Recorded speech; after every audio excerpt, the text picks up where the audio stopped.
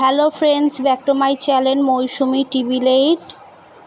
এই বছরের নিউ আইটেমের কাঁচা কাতলা মাছের রেসিপি। এখানে আমি কাতলা মাছ নিয়ে নিয়েছি 3 পিস দাখা আর 4 পিস পেটি। আমি এবার একটা একটা করে মাছগুলো সব কড়ার ওপরে সাজিয়ে নেব।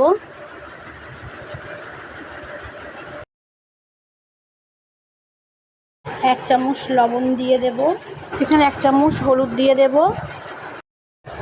এখানে আমি আদা, জিরে, কাঁচা লঙ্কা আর পেঁয়াজের পেস্ট দিয়ে দেব।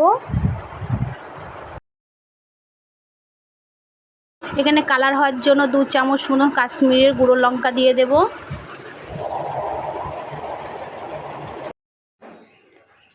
কাঁচা মাছ, তার জন্য তোমার কড়াই তেলটা একটু বেশি দিতে হবে, নাহলে কড়াই লেগে যাবে। দিয়ে আমি এবার হাত দিয়ে ভালো করে মেখে দিতে হবে।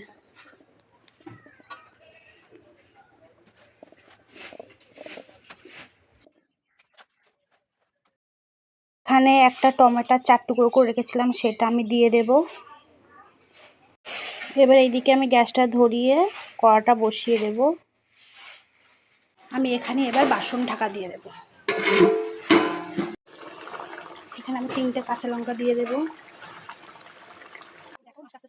মাছটার এক পিঠ হয়ে গেছে, এইভাবে উল্টে দিতে হবে। এই পিঠ একবার, ওই পিঠ একবার, আস্তে আস্তে উল্টে দিতে হবে, যেহেতু মাছটা কাঁচা রান্না হচ্ছে, না হলে ভেঙে যাবে। আমি এখানে আগে থেকে ধনেপাতা কুচিয়ে রেখেছিলাম, সেটা আমি দিয়ে দেব মাছে। ধনেপাতা কুচিটা দিলে এবার মাছটা খুব টেস্ট হয়। আমার হয়ে গেছে, আমি এবার নামিয়ে নেব।